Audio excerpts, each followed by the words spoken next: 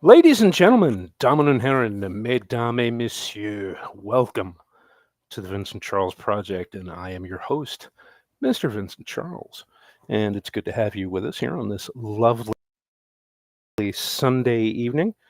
We are broadcasting just a little bit early, so we don't interview the newest member of KLRN's radio network, Mr. Nemec, whose show will be premiering at 7 p.m. Eastern this evening. So stick around and listen to him because sounds like it's going to be a good show. Let me go ahead and straight away introduce my guests for the evening. Firstly, you know her, you love her, the savant of Star Trek, Miss Janelle Waz. Janelle, how are you doing tonight? I'm doing all right. All right, outstanding, outstanding. And once again, my brother from another mother. You know him, you worry about him, Mr. Ordnance Packer. Ordy. Yes, hi, present.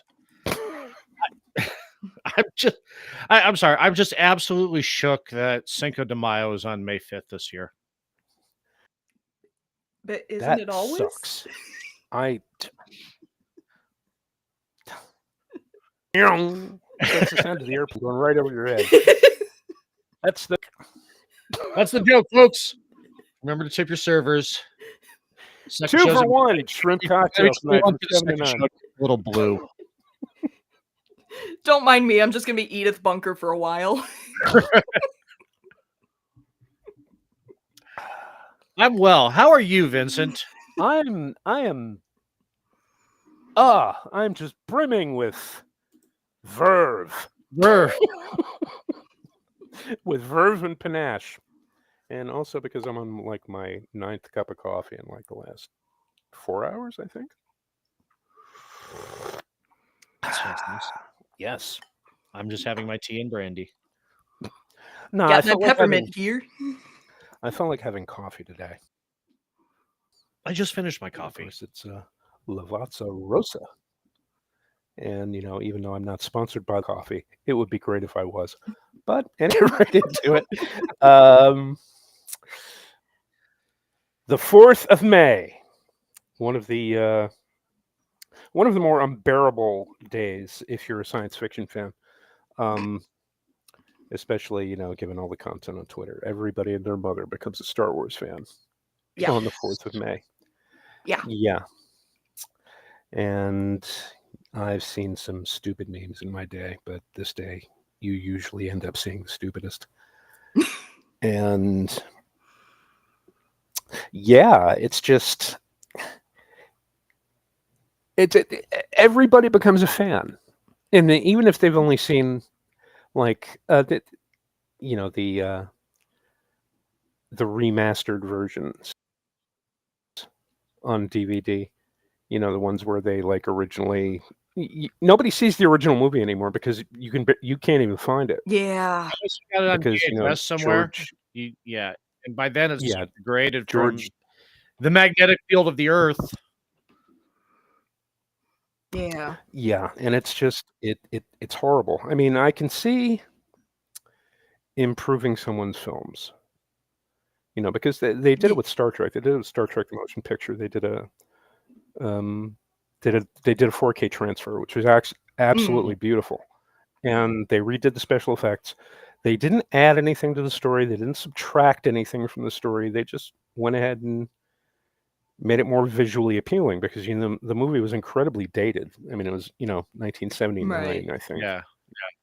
And yeah, the effects, they did not age well. And I can see George Lucas saying, well, you know, I've got to update this, I've got to update that. And then he started updating and he couldn't stop. Yeah. And it was just, I mean, let's redo the canteen scene. Let's throw in a band. Let's throw in some vocals. Let's do no. I mean, you don't like Jedi rocks? Like, especially even just like driving through Mos Eisley, let's just put a bunch of shit in the screen that means nothing. Yeah. Because when you, in the original one, they go rolling into town and it's like, it was what it was supposed to be. The Old West feel, you know, There's people there. It's a settlement. Yeah, it's important. Yeah, it's like Mexican border town. That's what it's supposed to feel like. Deadwood, fucking Bodie, pick any old West town, and Tombstone. That should have been like that. Feel like the main street on there. No, Lucas says, "Hey, CGI's come a long way since I made this movie. Let's just throw a bunch of meaningless shit in the screen to make it look like a bustling metropolis." Yeah. Let's throw in some dewbacks. Nobody knows what the fuck a dewback is. Unless you have a boy. Well, I do, but most people don't. Well, what I've said with George Lucas, with the prequel trilogy, and probably remastering the original movies, is that he needed somebody to kind of rein him in a little bit. Like even Gene Roddenberry had people to rein him in when he was doing Star Trek: The Next Generation for those first couple of seasons. Someone to say, "Hey, Gene, maybe it's not a good idea having Troy with 4 boobs." Right. Or however boobs he was going to give her. Like, somebody need to do that with George Lucas, saying, "Yeah, maybe don't throw a whole bunch of crap in Mos Eisley, or maybe midichlorians aren't the greatest idea." Yeah, unfortunately, his Jiminy Cricket that was supposed to stop him with all that shit was Kathleen Kennedy. No. So, yeah. Why? Okay. See, I've never said it to you two. I've said it on other shows, but I have a theory about George Lucas, and I want you to just listen to it for a moment. George Lucas killed a man in 1972, and in that person's possessions was the script of A New Hope and half of Empire Strikes Back.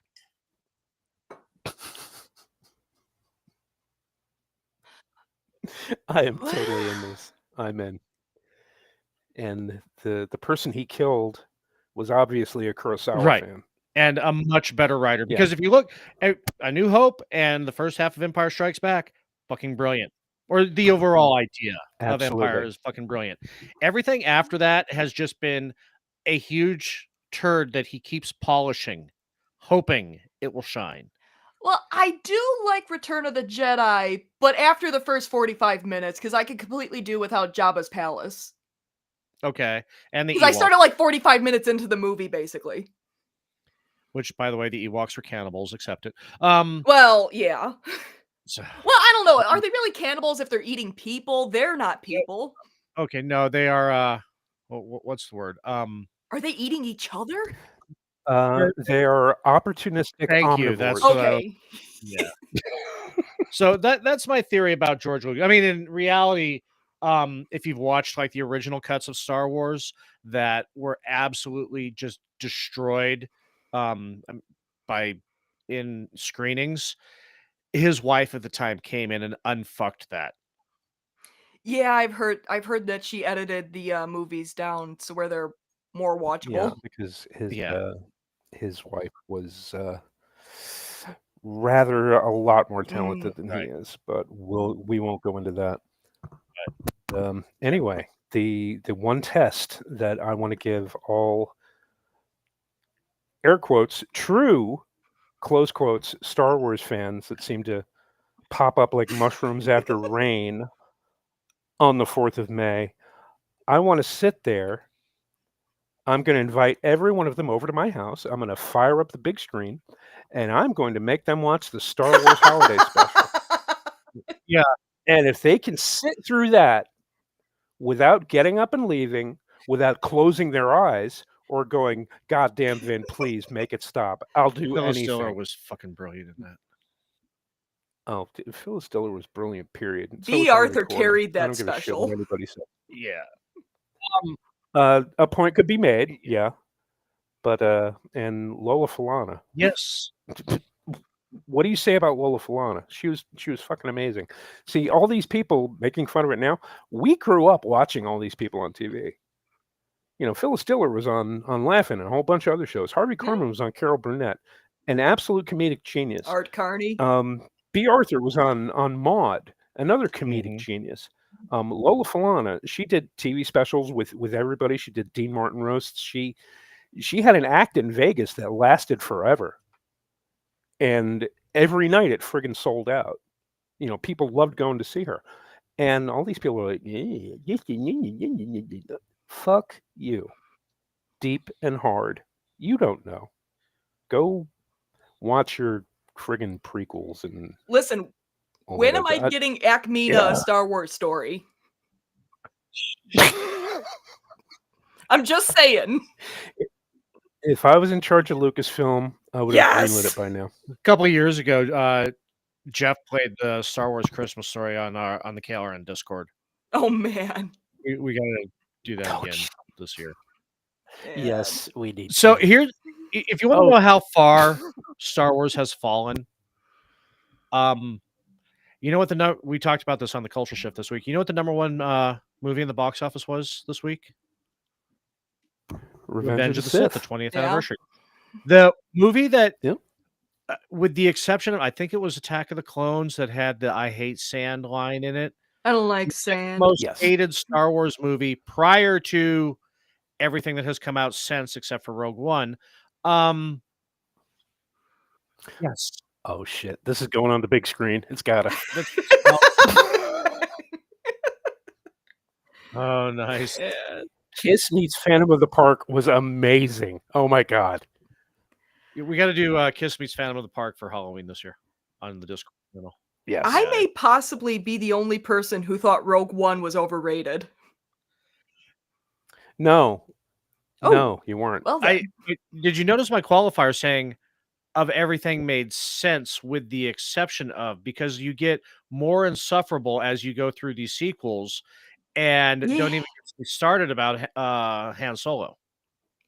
Yeah, Solo, because I always needed to know that Han took a shower with Chewie at some point. Didn't we all need to know that? And I always wanted to know the origin of his name. Yeah, because that's the kind of detail. Or I'm how he got looking his for. blaster. Yeah. Or that stupid droid voiced by What's-Her-Face. And don't Maybe Waller-Bridge has it. Yeah, who went on to kill Indiana Jones, and I don't know if you've heard the Tomb Raider whole franchise at Amazon has been killed because of her. She's gotten paid $26 million over the last 10 years and has not put pen to paper. Yeah, didn't they cancel it? For Yeah, they just canceled okay. it. Yeah. That also canceled all future video games coming out of Amazon, the TV series and the movies. So she killed an entire she's killed 3 franchises now. Jeez. Bond, didn't she kill Bond as well? Did she? I think she was she in Bond? Maybe she might have been in Bond. No, Bond is still a go, but hopefully it won't be, considering the production team they've got working on it now. So yeah. So she it's was goodbye to she was a 007. significant contributor to the script for the 2021 James Bond film No Time to Die. Yeah, which is why it sucks. Yeah. Apparently, she has to be free on the on her next project with Amazon. I wish I could get paid millions of dollars to write nothing. Yeah. Nice gig if you get it, but I digest. No, I digress. We all gathered here to talk about a film, and for some of you old heads out there, like me and Orty, we're 60s right around the corner for a lot of us, and some of you may have fond memories of this film. Some of you may not. Some of you have probably not even seen it, but. In 1991, Steve Martin released a film called L.A. Story. Well, he didn't direct the film, but he wrote it and had a producer credit and all this other good stuff. And well, it's one of Orty's favorite films. I don't know where it ends up in his top 10 list, but for me, it's in my top 5. Yeah, it's in my top 10. Definitely my number 1 Steve Martin film, with Roxanne being number 2, then Dirty Rotten Scoundrels. Yeah. I was going to go the opposite of that. I was going to say Dirty Rotten Scoundrels, then The Jerk, then Roxanne. But I digress. But I digest. Roxanne. Sorry. Actually, better than the song too. No. See, now you have to go watch that one because it's also anyway. Do they feature that song? No, not once. What? No. No, they had class Yeah. and taste. It's Steve Martin. Now, are you knocking on the police, good sir? Are you knocking shirtless Because Sting I and will have Dune? you. I will have you know. I will have you know that the Police Synchronicity, the live concert film that came Yes. out, was filmed during their third show in Atlanta. I was there when they filmed it. Okay. So Let me put it. So you can blow it out your ass, Mister. No, I do enjoy the police. In fact, there's a funny story from Jesus Christ, I just drew a blank. Joe Strummer on how you, them and Sex Pistols were all kind of pissed off at the police because they got to rise to the top of the punk scene and then stopped being punk. But meanwhile, kind of kept the Clash and the Sex Pistols down at the same time. It's like they closed the door behind them. They all made up in the end. But yeah. So no, my theory with the police is the same as I have with REM and U2. They were good until 1988. Something happened in 1988, and it's probably something we talked about on Juxtaposition once, that they went to complete pop shit. So It was something to do with CERN. I have a feeling. yeah.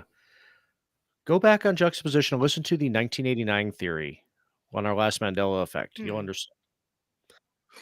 Well, I mean, the late 80s started to sound like the music started to sound more like stuff out of the 90s, so something shifted. Yeah, maybe about 88.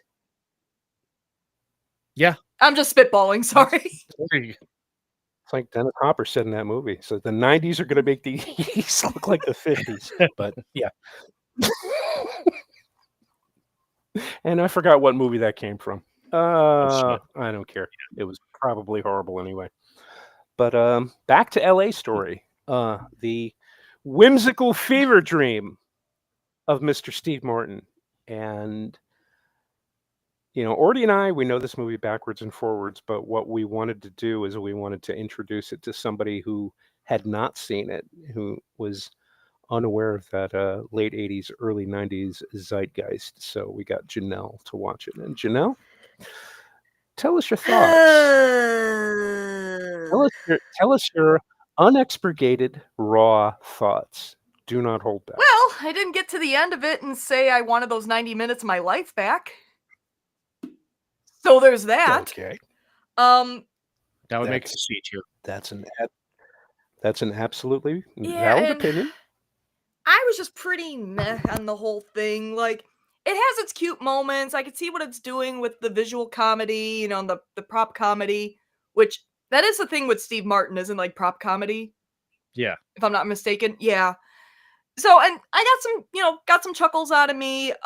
There was at least a couple, maybe at least one moment where I got like a decent laugh. But yeah, it's I got to like about, I don't know, an hour into the movie and I'm like, I don't get this. I spent a good chunk like of the early movies saying like, is this gonna get any better? And it's 20 minutes in, I'm like, well, maybe it's gonna get better. 40 minutes in, is this gonna get any better? Then after that, I'm just like, yeah, I just don't get this movie. So that's okay. I gave it a try. I stuck it out to the end. And we thank you for that. It's not everybody's going to like everything that I like. I'm not going to like everything that and you humor's like. subjective. I could just be extremely jaded with whatever the hell's going on in pop culture now, but yeah. But Ordy, shall we tell her why she's wrong? Hey, you guys are allowed to be wrong. No, I'm just kidding. I'm just kidding. I'm just kidding. Well, and okay, Vincent, you being better read than I am with Shakespeare. I've read Shakespeare enough where I can recognize its thematic elements in other projects, and took enough English lit to be able to spot quotes every now and then. This was Steve Martin's satire of A Midsummer's Night Dream. Yes. And the signpost was Puck. But there's also elements of The Tempest in it, direct quotes from Richard II and Hamlet in it. And Steve Martin's character plays the Shakespearean trope of the philosopher fool. And they highlighted Yes. that when the other news anchors were giving him a hard time of, "Hey, I heard you have a PhD in arts and literature." He's like, "Well, yes, I do. A lot of good, did you?" Yeah. So that's Yeah, that's right.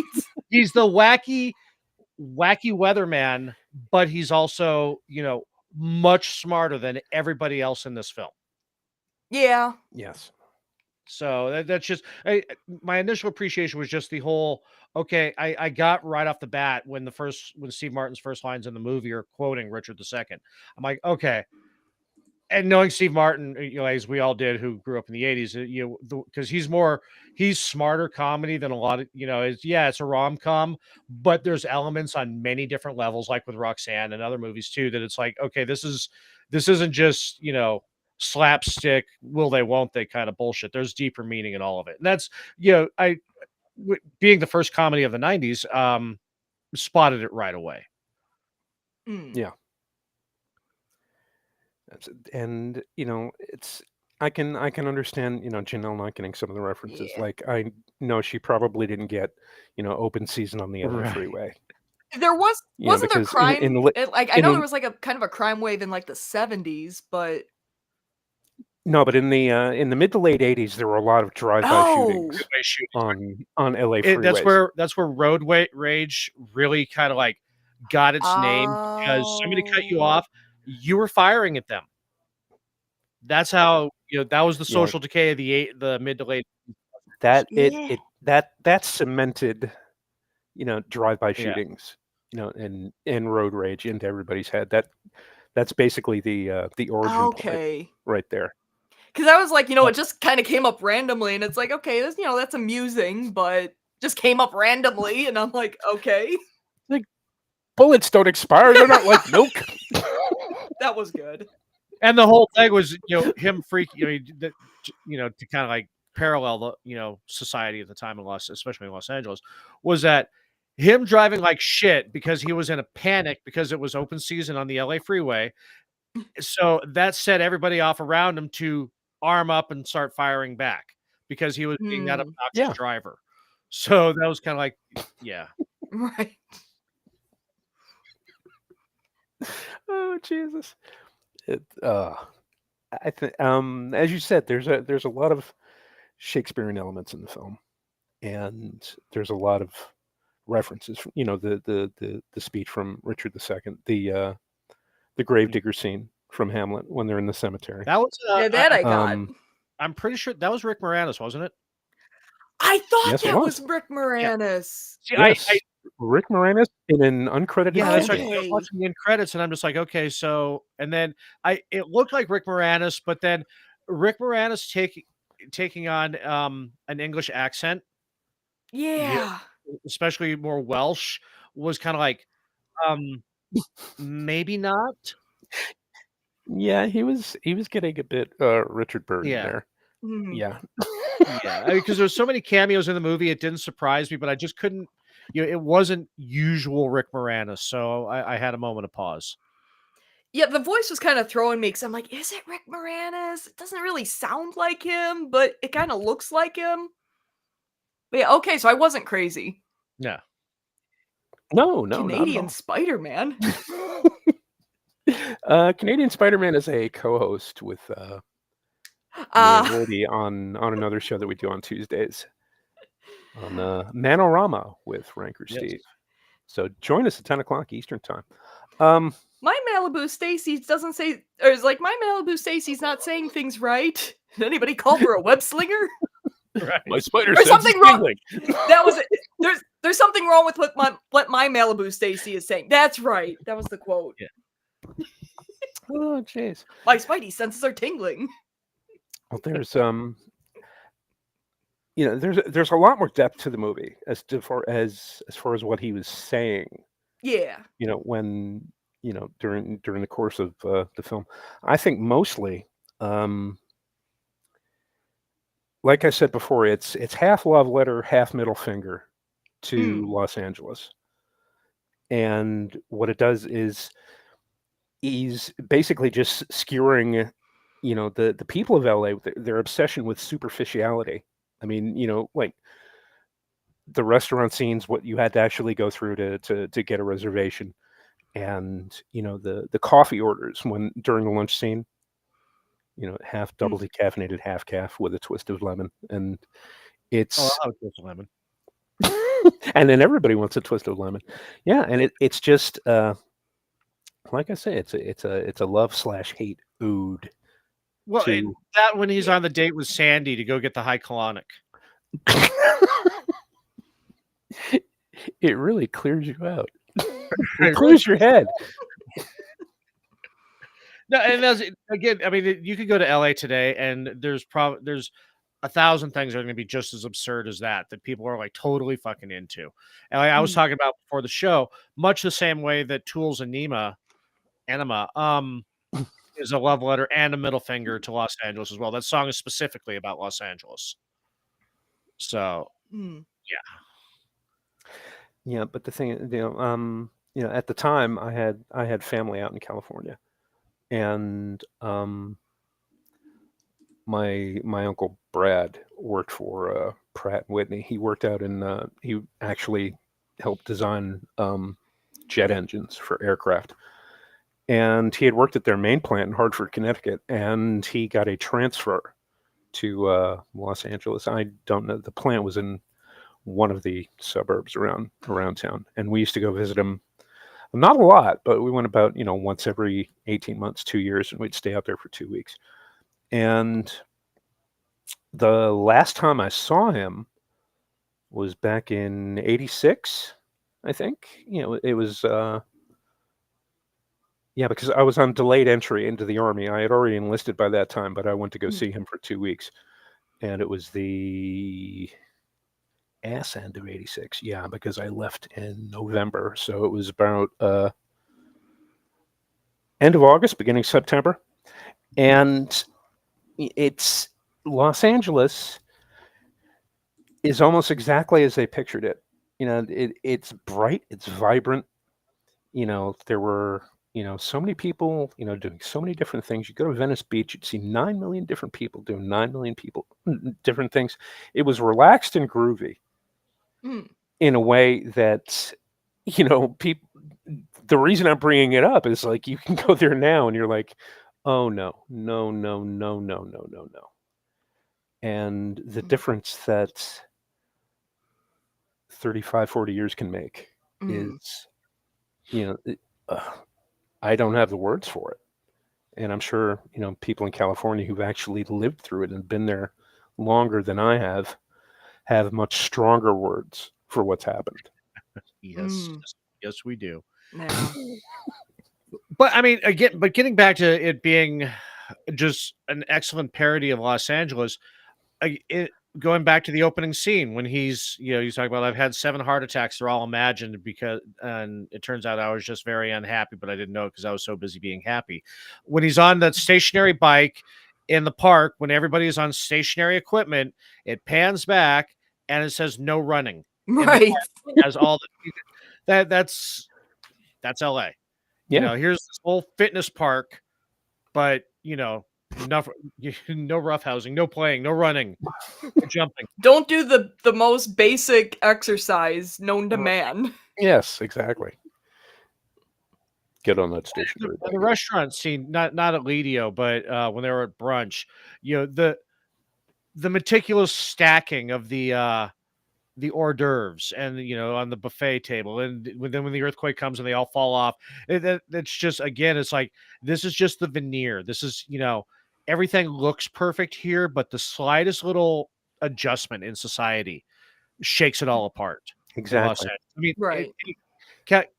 California specifically, but Los Angeles, California in general, Los Angeles specifically, the thin veneer of civilization is like varnish. It's barely, you could scratch it and it'll fall apart. Given it, like, anytime, every summer there's at least one riot over something. Yeah, absolutely. Yeah. The joke about it's open season on the LA freeways. Oh, is it riot season again? So yeah, it's It was a pretty good commentary of California in general. What I liked about it too is when they went up to Santa Barbara, everything seemed normal. It's once you escape the event horizon of Los Angeles, things are much more normal. Yes, Mm. the PCH it does wonders Yeah. for especially the further north you go. It does wonders for getting LA out of your head. Mm. Or the further south from San Francisco. When you get around Big Sur, Carmel, Morro Bay, then things you just kind of feel normal.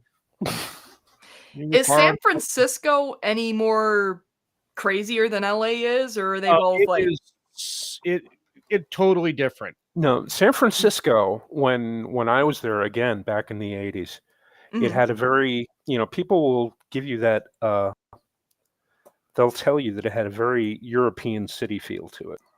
Okay. And it did, My actually. analogy is if you took New York and dropped it in California. Okay. Yeah, actually, yeah. Oh, shit. That's about the best description of what I've ever heard. Okay. We're gonna have a lot of epiphanies today. Yes. Two totally different vibes, and they're only about 300 miles apart. Exactly. And like so when you get to the Central California, then it's kind of like when you have frequencies that cancel each other out. That's so it's pretty normal up in Central California. Okay. Yeah. Victorville. It's more classic California with the hippie attitude, the hippie surfer attitude. Okay. But yeah. Yeah, it's like, Fast Times at Ridgemont High meets Dazed and Confused. That's another good description. Yes, ask the resident. It's like, I gotta know. Okay, so what actually got you to laugh out loud in the movie? Oh, it was that scene where Harris's girlfriend had admitted she's been cheating on him for 3 years, and then, this part got a chuckle out of me where he's like, "It's been going on since the 80s." Yes. So that was a chuckle. But he walks out. He's walking all sad. Then he starts dancing. That's when I started laughing. Yeah. And the thing is, though, it's like we were discussing in the green room. I'm sure Orty has had relationships with women, both women who are portrayed in the film, because I know I have. Because my first wife was basically Mary Lou Hunter in the movie. She looked great in that movie too. Oh my gosh, absolutely gorgeous, gorgeous. But yeah, the whole attitude, the whole, like you said, veneer of superficiality. It's having to open the door for her, like even when she was taking her car home, getting out, opening the door for the passenger seat, and then because he closed the door when he got out of the driver's seat, going back to open the driver's door for her to get in. Yes, exactly. And I'm not going to lie, when I got my divorce, I felt quite a lot like Steve Martin did when he was doing his little. I didn't dance, but I was like, "Ooh, I only wish I had a highway sign to talk to." It's like, I'm out of the agency, I'm out of a job, and I only had to look like a sucker for 3 years. And Woody Harrelson's cameo in that too. Besides, I'm looking at the photo or listens to the Wacky Weatherman. This one, and then he starts laughing. Well, I'm looking at the the cast list, and apparently Robert Picardo was in there. Yes, he was. The voice phone. No, he was. That's what it says here. Oh, was he the voice phone? According to IMDb. Okay, yeah, because that was a comedian called Larry Miller that was in the neck brace at the brunch. Yes. Oh, okay. But the other one, the guy who Harris borrowed $20 from after his meeting, it was in the outtakes with when he was meeting with Harry Zell, and then Sarah came up to have a meeting with Harry Zell afterwards, and the guy that they were talking to, they just, "Oh, you've got to come over for dinner," and they're like, "Who's that?" No idea. But I thought that was Richard Picardo too. And I know he had hair in the 80s because in Back to School, that couple minute scene he was in, he had full head of hair, unless it was a wig. No, he had a full hair because he was in what was that? Oh shit, I'm trying to remember the name of that movie he did with Martin Short and Dennis Quaid. Inner Space. Inner Space. Yes, he played the bad Oh. guy in that one, Okay. and yeah, that's another funny movie. Hmm. But that's a movie for another time. Hmm. Yeah, he played the cowboy. He played an Arab terrorist who had this fetish for Western cowboy gear. Oh, Always wore a wow. 10-gallon hat and Right. spurs and cowboy boots and everything. Is funny as shit. Like Jeff Goldblum in The Adventures of Buckaroo Banzai. Yes, exactly. Another movie Janelle has to watch if she haven't already. I've heard of it. I never watched it. Oh my Okay. god. My brother might have mentioned That's it. I'll It's have to ask absurd him. to believe. So, being a Star Trek fan, what'd you think of Jean-Luc's performance in it? You know, probably the highlight of the movie for me, because Patrick Stewart's basically good in everything he's in. I haven't seen him in a bad role, so yeah, I'm like, yeah, he's good. He almost looks like, if you look up a little BBC 70s miniseries called Fall of Eagles, he played Lennon, and that's basically what he looked like. Okay. Like, if you Google it, it's like basically it's Picard as Lennon, and that's, yeah, he looked like the maitre d' basically. No, I think there's one performance that you really need to see him in, and that's the Yorkshire Tea commercial he just did. It's on YouTube. And I can hear her pecking away. Yeah. Oh yes. Financial statement like this, you can have the duck. No, you can only have the chicken. You can have the chicken. I like a little gamble. We could take you in 8 weeks. It's like, yeah, I went to Lidio and the chef had a big open sore on his lip. Oh Jesus. I don't want to say it hurts that you really didn't enjoy the movie all that much, but you know, I'm sorry. no, I was no. like, don't hate me. No, I don't hate you, but it makes me think that I failed. No, and I think what it is because, you know, I never been to LA, never been to California. You know, the movie came out like a year before I was born, so there's a lot of context that I'm probably missing. I just didn't get a lot of it, so not your fault. I'm either that or I'm just really, really jaded at everything. No, we're all jaded. Yeah. Just enjoy To him. some extent, yeah. But I can absolutely see your point that there is a lot of You had to be there. yeah, a lot of references in it that it's like the big ass car phone and and just like with that one scene again from the cut scenes when he's pretending to be on a car phone leaning out of his Right. window talking on the Yes. payphone. Right. Yeah. Phone is anymore or a car phone versus a mobile phone. Right. know, I mean, I'm so- aware of car phones. I think they mentioned them in The Nanny, but Yes, they did. I remember the 90s just only a little bit because I was still pretty young. And not never having been to Los Angeles, you absolutely Yeah. would not get the superficial Yeah. Yeah. Yeah, I think I don't know how it is in Chicago because I think the only time I've been to Chicago it was on a stopover at the airport. Oh, On okay. Yeah, a flight to somewhere else. O'Hare or Midway? O'Hare. I'm in the O'Hare area, actually. But I flew over you once. Yay! I think Probably didn't see me. I was in the house. okay, Outside? What's that? I think you could draw parallels, from as most people do when they compare like Los Angeles to New York. In New York, I lived the first 13 years of my life there. Hmm.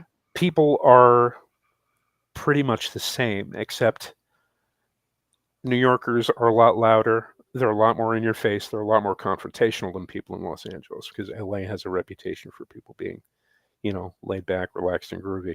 Right. New York is nowhere near relaxed or groovy. But yeah, No, I heard that's the my chuckle. understanding of New York as well. So yeah, no, which I take it from that you've never been to New York either. No. Okay. So, yeah, because I can't draw any parallels between I mean, LA I've and seen Chicago. Seinfeld. So I'm trying to think of something in Chicago that would be the equivalent where you'd suddenly have a eureka moment, but yeah, I I guess wish I not. could help you with that. As much Well, bear in as mind, I live in the suburbs. It's different the more you go in the city. Like, I don't so like going you're into the you're city a more in whole Ferris lot. Bueller's Day Off world. I've only seen bits of Ferris Bueller. Like, Holy shit. I tried watching it, and I think I just like quit it like 20 minutes in. It's a great movie when you realize he's a psychopath. Yes. Jeez. No, he's absolutely correct. Ferris Bueller is probably one of the most sociopathic film characters put to film in the last 50 years. Oh man. He is. Because I just couldn't get into it. Maybe there was something with the character I just couldn't connect with. Exactly. He's on a well, he's not at the level of Hannibal Lecter, but he's close. Oh jeez. I think the only thing, That Ferris Bueller didn't do is murder anyone. even And though we're it's not being Ferris Bueller and he is the main focus of the film isn't about him because he has no growth in that movie. Everybody else around him has growth at some point in it, but he doesn't. Well, it's Yeah. about his day off, not about him. Well, yeah, that's part of the joke, I think, because Cameron has the biggest growing up moments, and then Well, Ferris's Rooney, sister Rooney, Jeannie, and they all there's personal growth in each one of them. You can tell they're different people by the end of the movie, but Ferris, no. so you won't get. So I can't say. Oh, it's also like Weird Science, which interesting. Weird Science, Ferris Bueller's Day Off, and Breakfast Club all take place at the same high school. Huh. They were all students at the same high school at the same time. I never saw Breakfast Club either.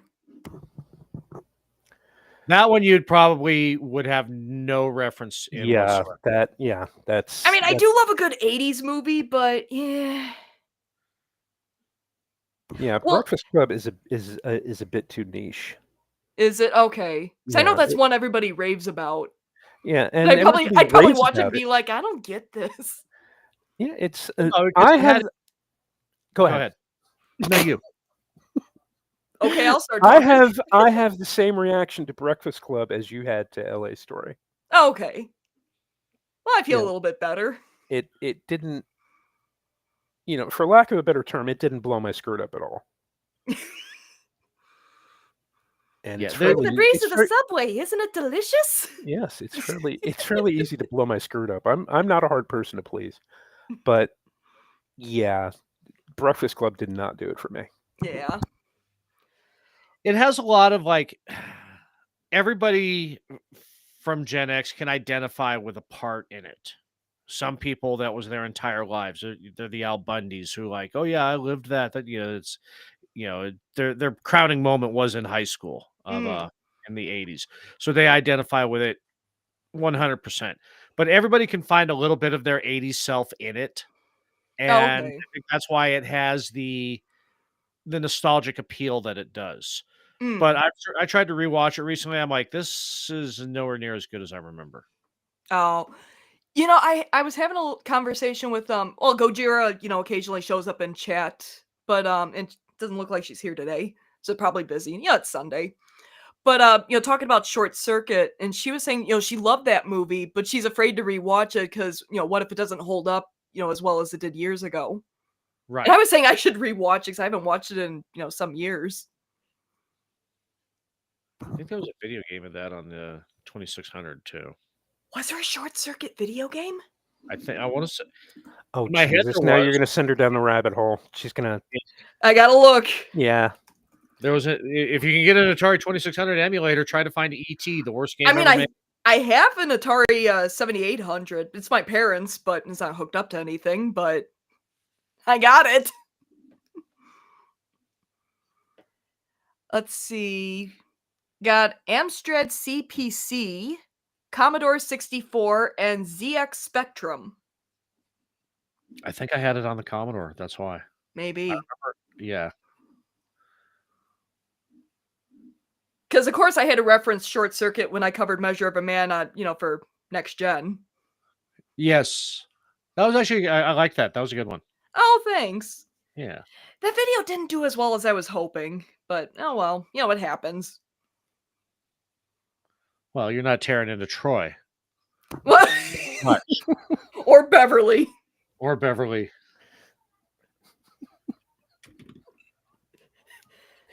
You will be visited by 3 ghosts. Ooh, at the same time? What?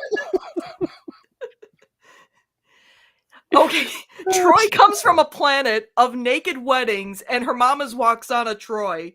And even she was a little creeped out by Beverly reading her grandma's sexy journal. I'm just saying. And it was at a freaking business meeting. Pardon my French.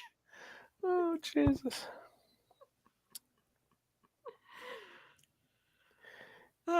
Anyway. I did like Chevy Chase's cameo in it just because they treated him like the asshole he is. Oh, yes, absolutely. Now, it's like when we were talking about before the show, too, with, the references to the only time they mention the new cruelty is in that scene. But in the edited cuts, there's like 2 or 3 references to the new cruelty. So that way, when you're not understanding what the new cruelty was, they obviously weren't going to cut that scene. But the John Lithgow scenes that were cut, they referenced the new cruelty. And there's another one, too. I'm drawing a blank. I don't remember from something else that I couldn't find. Oh, the skipping. And the skipping, too. Yeah. The John Lithgow scene, that was, I understand why it was cut. Even for LA and Hollywood culture, that was a little over the top. A little callous. I thought it was romantic a little comedy. callous, yeah. Woman gets raped, and then blah, blah, blah, blah. Turns out her fiance is the rapist. Yeah. Comedy. I'm like, that's not funny. Or the music, the musical about prostitutes. We fuck for a living. But holy crap, he had brown hair in that scene. I'm used to seeing him with white hair. Yeah, he was young once. Yeah. For those of us of a certain age, remember. I mean, was Steve Martin young once? Because he always had white hair. No, he always had white hair. Yeah, he's always been gray. Yeah. Yeah, he actually referenced that in one of his early stand-up bits about, I know one day my hair will turn gray. And this was like, it already was. So. Well, and it's weird seeing John Lithgow in Cliffhanger because I've seen him in like Third Rock from the Sun and other comedy roles, and that was just weird. He is also in Buckaroo Banzai. Ah, yes. You've got Jeff Goldblum, Peter Weller, John Lithgow. Fuck, who else was in that? Clancy Brown. Clancy Brown. Mr. Krabs. Yes, Mr. Krabs. Let's see, Ellen Barkin. Back when she was running across Buckaroo Banzai video game. That has to be amazing. It must. But it also references the War of the Worlds in it because it takes place.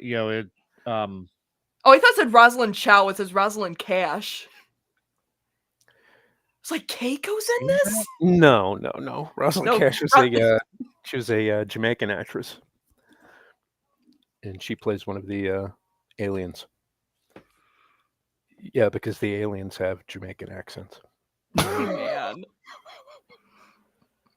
Which tracks? Those girls are easy. I know Jeff Goldblum was in that. Yeah. Well, yeah, because at the time he was in anything that Gina Davis was in. Oh, were they dating at some point? They were married. Oh, they were married. Well, they must have dated at some point. Yeah. No, it just happened. Yeah. They didn't date. They just got married. No, I can't. This is how mommy met daddy. Jeff Goldblum's middle name is Lynn. And yeah, Gina Davis. Anywho. I think it went back to The Fly. I think that was the first time they worked together. For some reason, I thought of this 70s movies that Jeff Goldblum was in. Thank God It's Friday. Yes. Mom and I watched it. I don't think we made it to the end. It was just we were done with it after a certain point. I think that was a selling point of all those late 70s disco movies. Oh, I forgot he was in Prince of Egypt too. In fact, I remember I was yeah, Jeff Goldblum was in the first Death Wish. well, like I remember explaining the Prince of Egypt to my dad. I'm like, okay, it's got Val Kilmer as Moses and Jeff Goldblum as Aaron, and he's like, please stop.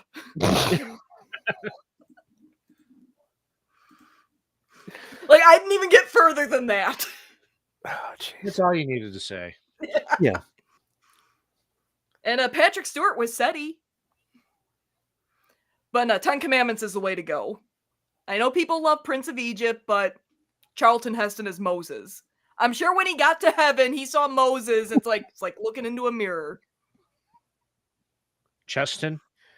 It's like, let my people go. Oh, Jesus.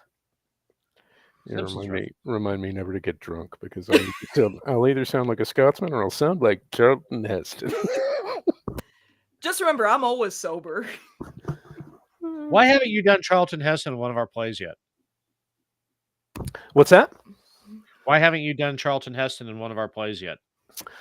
I was sorely tempted to do it for this last one, but then I figured, the rabbit really, it didn't need that tone. I mean, the rabbit had to be like, ADHD and Okay, missing its Ritalin dose, and right. You like a little Richard Lewis going in there. Little Richard Lewis, little Richard Belzer. But yeah, Hey, The Wrong Guys was a great movie. Right. But for the next production, I may dust off Charlton Heston. Unless we do Casablanca, I don't think Captain Renault with a Charlton Heston accent would fly very well. Garrick as Captain Renault. Just saying. Yes. Get Andrew Robinson in on this. Oh, Jesus. I don't think we can afford him. Just go up to a convention, just start asking him questions. Secretly recording him. Sneakers. And after about 5 minutes of throwing a pitch, he looks over and he says, "Security!"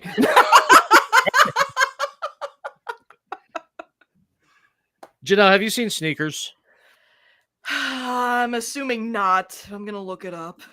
Robert Redford. No. Shit. Robert Redford, Sidney Kingsley, Poitier, Poitier, River Phoenix, Dan Aykroyd, Ben Kingsley. Jeez. Yeah, good movie. It actually There's is an a good Xbox game called Sneakers, but it was about mice. Yeah, totally different. I'm assuming that, I was assuming it wasn't that. No, because when you had made the reference, it's 5 minutes of asking him random questions. There was a scene in Sneakers where they were trying to get a voice print from a guy to break into where he worked. And so, goddamn, I'm drawing a blank on her name. She played the president in Battlestar Galactica reboot. Mary McDonnell. Yeah, Mary McDonald. Oh, I thought Ensign Rose. Goes on a computer date with the guy and just keeps asking him questions, so he'll be forced to say a word that is in the my voice is my passport, verify me. It's just all the time, trying to get him. Do you travel? Do you do this? Couldn't get him to say passport, and finally she just says, "You know what word I absolutely love? Could you just say passport?"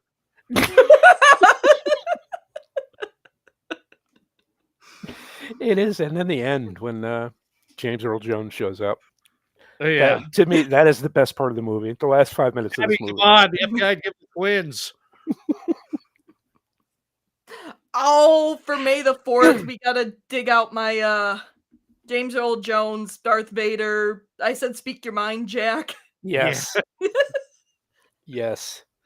But yeah, there's another thing. Just find a YouTube clip of the last 5 minutes of Sneakers and then throw that in there. Oh, man. Said, "Speak your mind, Jack," but Jesus. Best line ever. Oh my God. And I saw James Earl Jones do King Lear.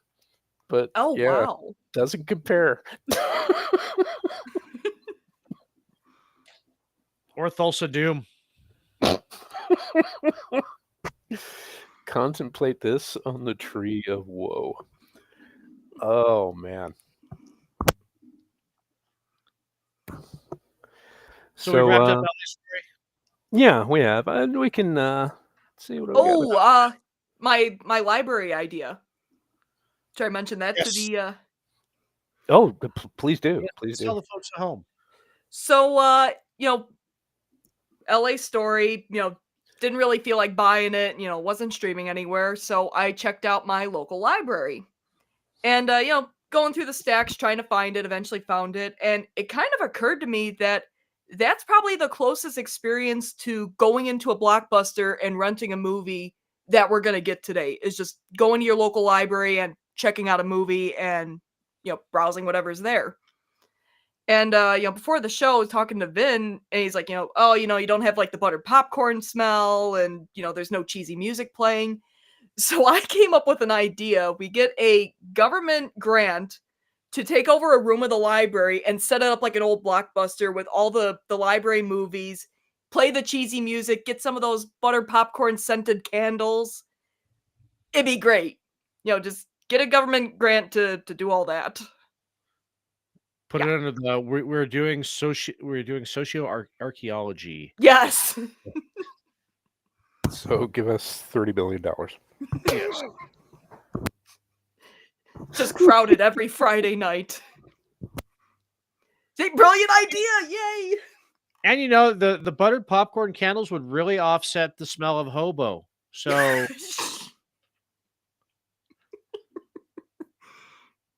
Yeah, because on a Friday night they were kind of thick, around the side of the store where people would Oh park. man. You got $1? Yeah, I got plenty of dollars. Yeah. I just keep walking. I was a bit of a prick back in the day. I'm not gonna lie. it's funny. I had that conversation on X the other day. Somebody at just the general engagement farming of, do you give money to panhandlers was basically the question. I said, yeah, if they're honest. It's like there's one guy, and somebody else knew this guy too. There's one guy out in Vegas. He would move around town. He had the sign, "Why lie? I need a beer." Oh yeah.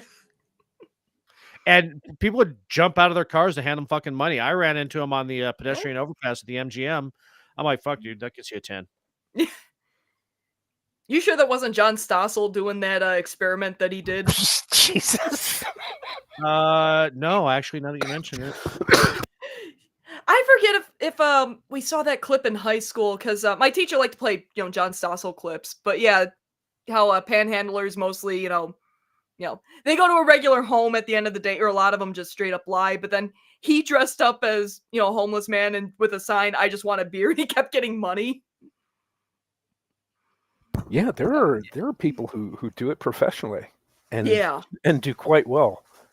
And that's something I could always fall back on. But yeah. We would see a guy, because usually we don't give to panhandlers, because you don't know if they're lying about their situation. But one guy was missing a leg, so it's like, okay, it's a little hard to fake that. Here's a couple bucks. Yeah, missing limbs, and yeah, you kind of have to.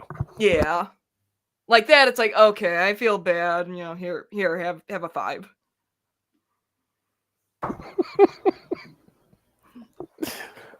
Oh, hang on. Yeah, that's going on the big screen.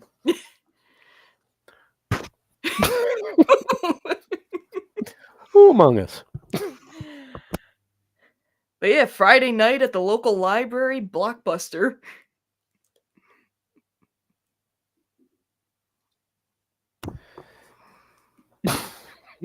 On some level, I miss Blockbuster. Yeah.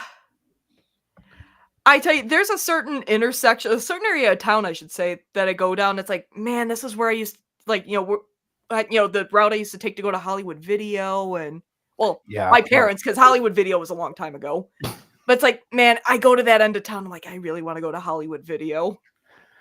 Yeah, I don't blame you. I was more partial to Hollywood Video over Blockbuster. Yeah. Used to rent like Pokemon Snap all the time. You don't fight, you just take pictures. And see, as many times as you rented it, you could have bought the game twice over. Just about. Yeah. I finally got it like some years ago, Especially with the I think I late went to fees. eBay.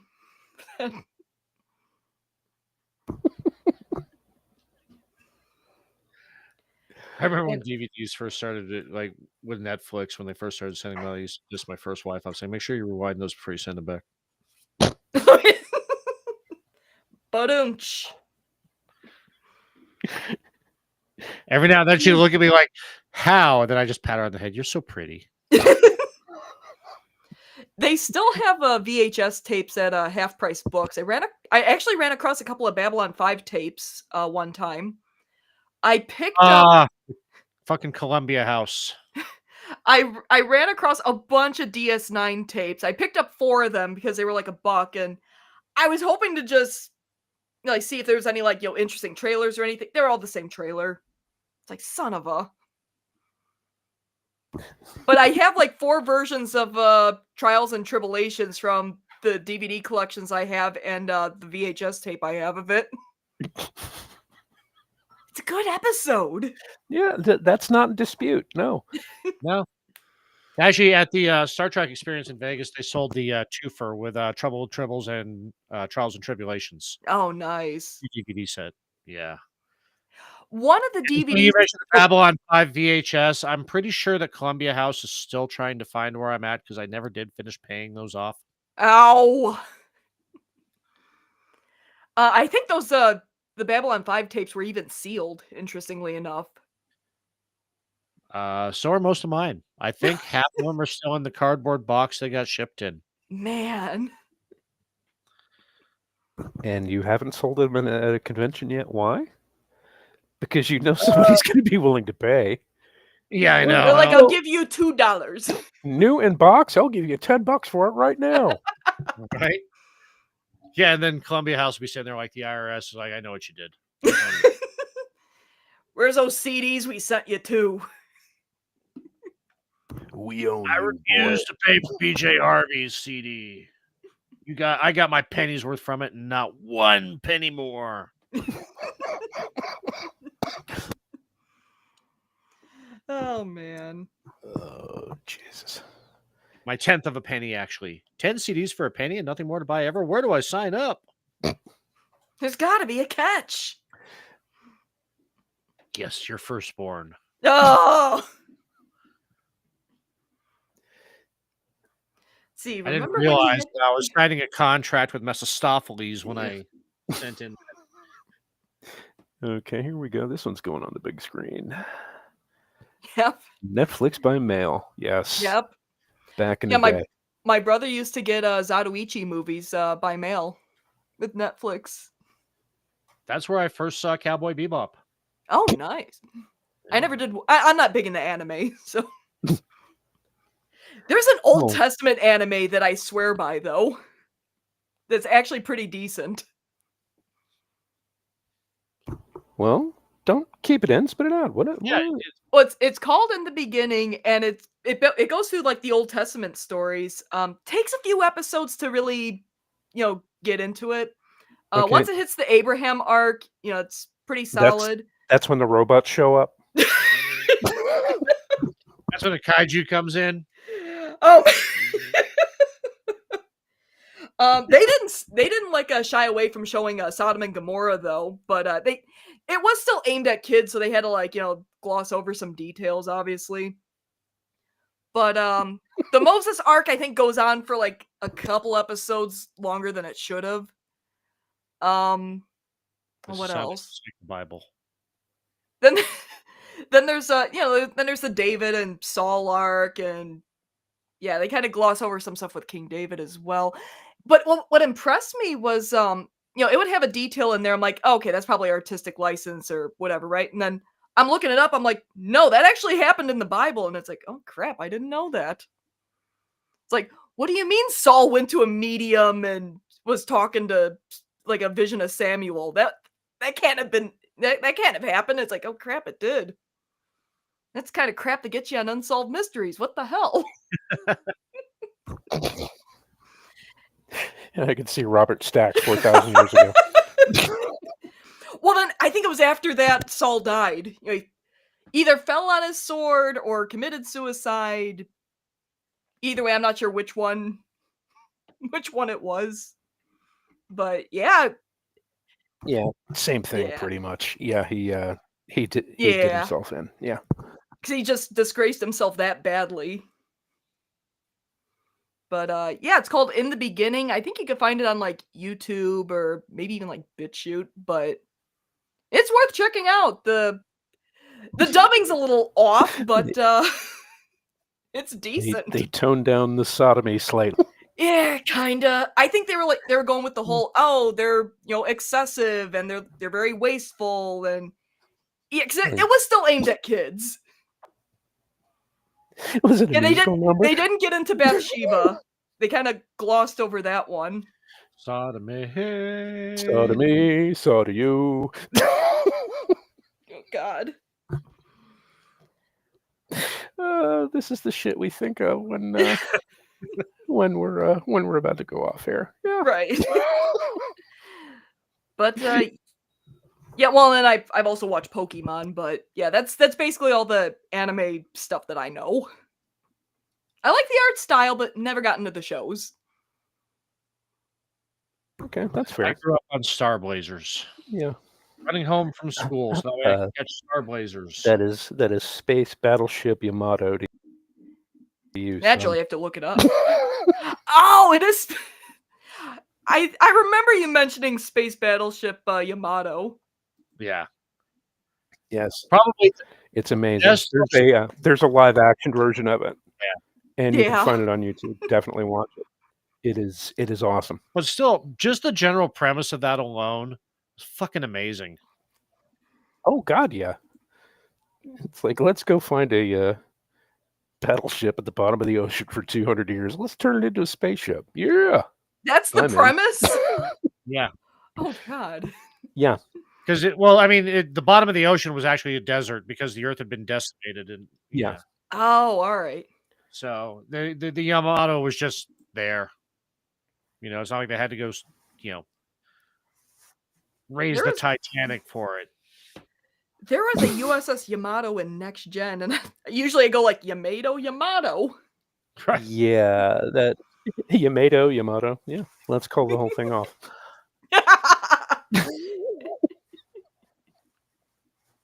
And punched right before we go off air. Yeah. This is the stuff I love the most, though. Oh, the best part of the show is the random dance at the end. Random Simpsons references. I can get behind. I'm still completely puzzled that you don't like Stargate as much. Well, I mean, Stargate was good. Just I think it kind of started faltering a little bit with season 3 for me, but that's actually when it left Showtime and went over to Sci-Fi. Oh. Generally, when people think it started getting good, because it's like, okay, well, I'm not going to see titties anymore, so they may as well write it better. Oh, jeez. What was just that first episode, okay, right? Now, Janelle, what? Vin, you there? You do realize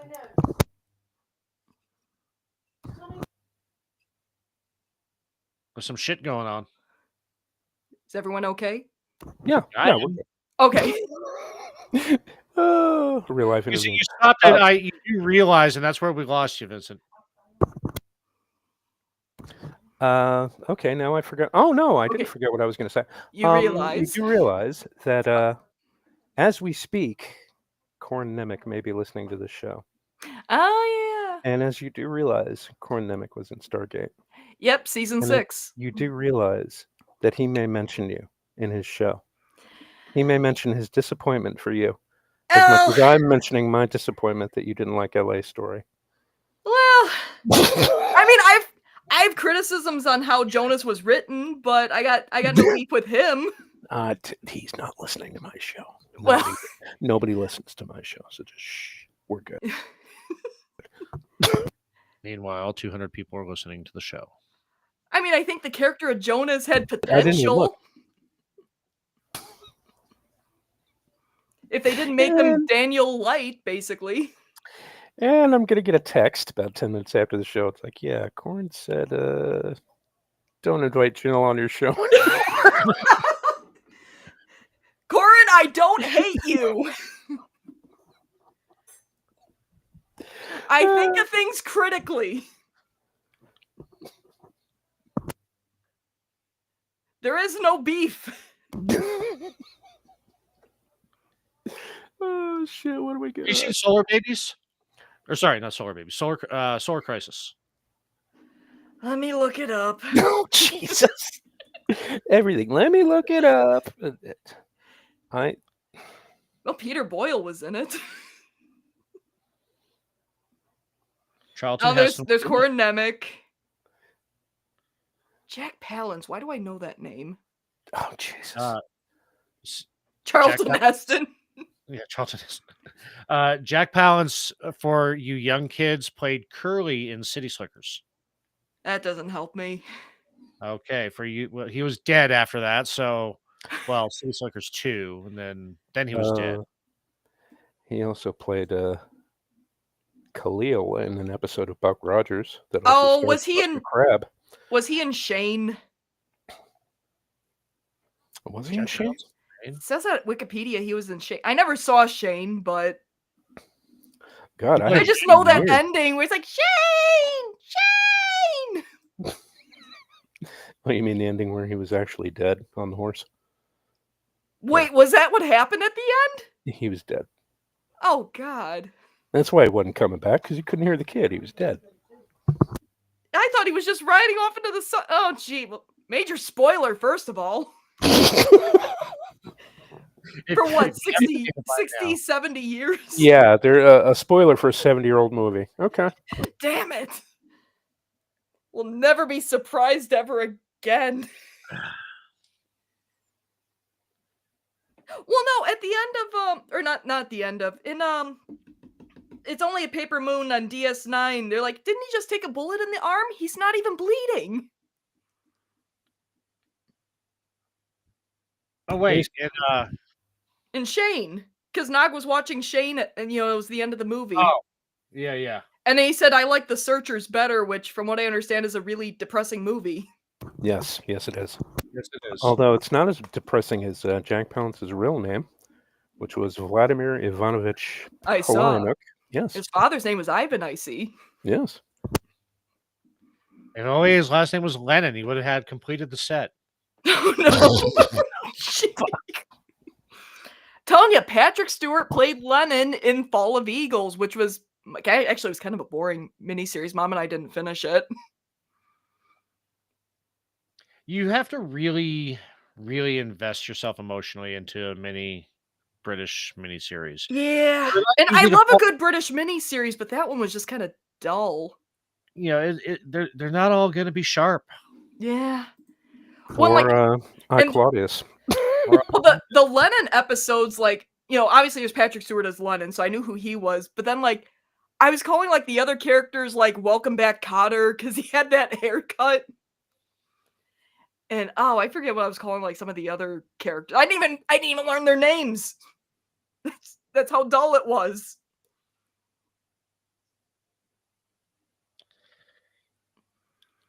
I can't believe I made a Sharp reference in Vincent. Oh no! I never watched Sharp. I know I need to. We need to do some Sharp posting tonight. Sharp, yeah, we posting later. Yeah, where Sean Bean doesn't die. No, he does. Well, no, he doesn't die.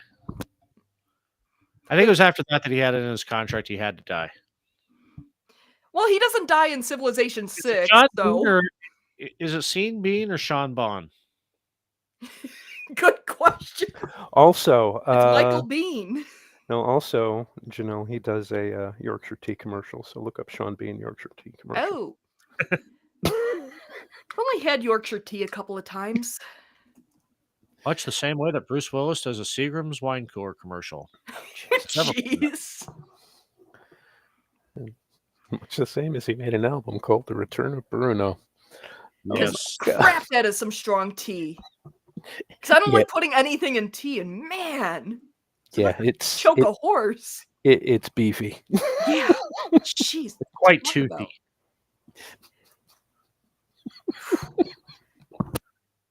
Because I think the first time I tried it, I brewed it for like 5 minutes, and oh my gosh. No, you never let it go for 5 minutes. No, I did 3 like the second time, and it's better, No, but oh my god. 2 minutes max.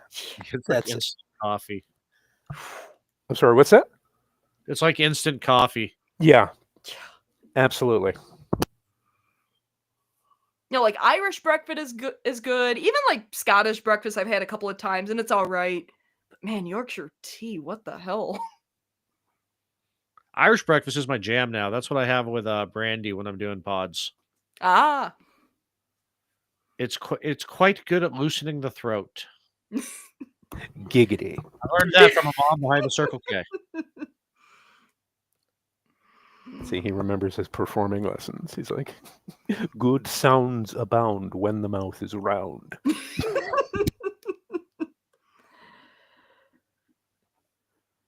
So if you didn't like LA Story, I don't think I can recommend Roxanne to you, even though it is really good. Eh. Yeah, I should check You know out what? Planes, Trains, and Automobiles. I should watch that at some point. Yes, I you hear that should. takes place in Chicago. Generally, it's Chicago centric. Oh, okay. Well, I'm just trying to think. Roxanne doesn't have that much cultural reference to it, so you may like it. Okay. It's just your basic formula Oh, rom-com. is it supposed to be Cyrano because he's got a huge nose? yes. Yes. Okay. Daryl Hannah. Yeah, Shelley Duvall's in Duvall. there apparently. Yeah. Oh, okay, so it's supposed to be like Cyrano de Bergerac, which I watched the Wishbone episode, and also those couple of minutes in that Next Gen episode. I was getting ready to say, she's like, oh, Cyrano. I thought she was going to say, yeah, I saw the Jose Ferrer version. I'm like, oh, there she goes. Okay. Curveball, Wishbone. Wishbone. Okay. Hey, you know if Wishbone covered Dune, you'd be watching it. Oh my god.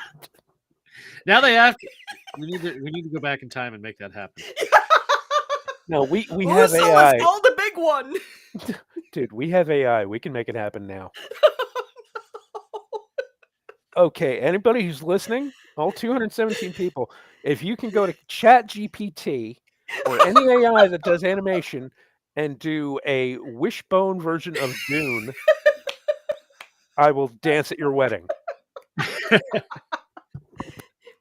Stick your paw in the box. And I don't dance. So that's something.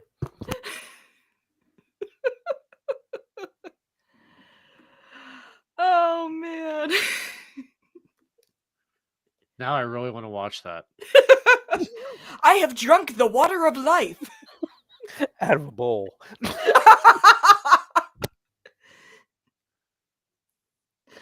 Well, then he's got to fight a person that looks like Sting at the end. So we could just find like a what's a small hairy dog that's annoying? Chihuahua. Pomeranian? Yeah, Pomeranian. Except No, you gotta have him where he's fighting like a full-grown human and beats him. Oh Jesus! Wishbone no longer needs the weirding module. Use the You weirding young pup! module. You young pup!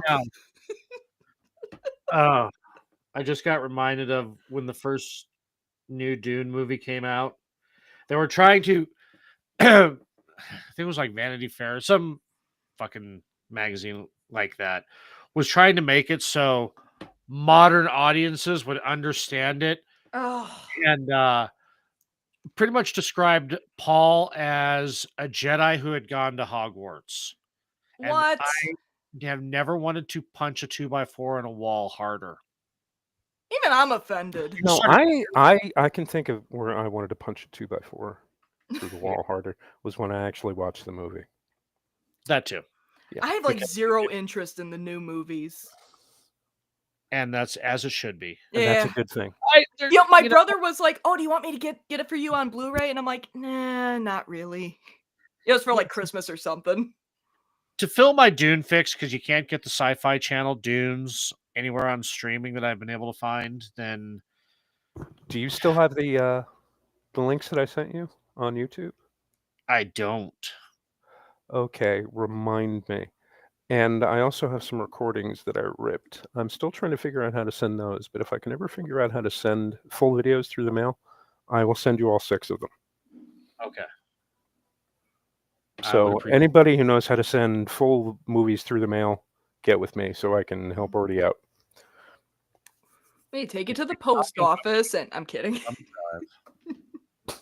But yeah, the a lot of people rip on the sci-fi version, but they're actually the most book accurate of all of the versions.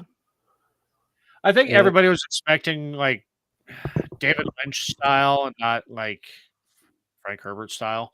So Yeah, the new movies just don't look colorful. Like the David Lynch version, there was color everywhere. David Lynch. David Lynch is the anti Wes Anderson. Now, I think the best way to describe David Lynch is a person who not only marched to the beat of a different drummer, he marched to the beat of a drummer who was playing in a stadium across town. The way I've always described David Lynch is David Lynch makes sense once you realize half of what he's put on film is him masturbating to his own greatness. Yeah, basically, that's it. And, you think, oh, Hollywood director, Hollywood. The man was an artist, an actual artist who dabbled in a lot of different mediums. And up until a few years ago, they had a big exhibit of his work at the Philadelphia Museum of Art. And it was absolutely amazing. The things that came out of this man's head was just oof. Yeah, because he was a Philly boy, so yeah. Yeah, I mean, with Dune, it's like the source material's already weird, and then you throw David Lynch on top of it. See, I thought that the way he pulled it off actually worked. I know he wasn't happy with the movie, right? And he tried to disown it. A couple of the Judas Booth cuts. Oh yeah, which is a better name than Alan Smithy, I think. But yeah, he created the weirding module because he didn't want to have kung fu in his movie. Yeah. Well, he cut out the fight with was that Jamis? There was that deleted scene. Yeah, because in the Dune Sega CD game, you meet Hera, and she's like, "My husband was killed in a fight with a young man," and you're playing as Paul, and it's like, dude, I killed him. It was me. And then she comes, away with you for a little while, and then she wants to be dropped off again, and then you show her Chani, and she's all like, "Ooh, I hate her guts." The real crime was all of Patrick Stewart, most of Patrick Stewart's scenes ending up on the cutting room floor. Yeah. Oh, always playing the little guitar. The balisette. Yeah, that's right. Yeah. I don't care. Lynch over Villeneuve any day. Oh yeah, absolutely. But we're gonna go ahead. we're gonna call it a night, people. Oh yeah. And Orty, tell us where we can find you. Surprisingly, you can still find me on X. Yeah, that's weird, but it's true. Even though X is doing its absolute best to make sure nobody sees me on there, you can still find me there. Let's see. This week I've got I'm with you and Rick and everybody else and some random Canadian on the Manorama panel Wednesday night. I'm with Rick on Rick and Orty. Then we're gonna try and get back on schedule this weekend with another back-to-back juxtapositions, and I think that's it for this week. Okay. I'm not entirely sure. I can't remember if this actually. You know what? This may be a toxic masculinity week too. I'll have to double check. All right. Which is also on Wednesday. So yeah, that's where you can find me. Yeah, that's it. Sweet. And Janelle, where can we find you? All right, so you can find me at Janelle Waz on YouTube, Twitter, Instagram, if that's your thing. I have a YouTube channel where I talk about Star Trek, video games, and whatever else I feel like talking about. So check out my videos, give me a like and a sub, and if you want to throw a couple bucks my way, I have a couple options for that too. Sweet. All right. And everybody who's listening, if you could stay with the network at 7 o'clock, we have the premiere episode of Corin's Reading Room with the inimitable Corin Nemec, star of Stargate and Parker Lewis Can't Lose. So definitely stick around for that because I And will. host of independent films. Absolutely. A bunch of also stuff that you can find on Tubi, which is actually pretty good because I love those kind of movies anyway. But we won't get into that. So, speaking for Ordy and Janelle, I look forward to the pleasure of your company next time. So until then, au revoir and thank you. Yeah, thanks for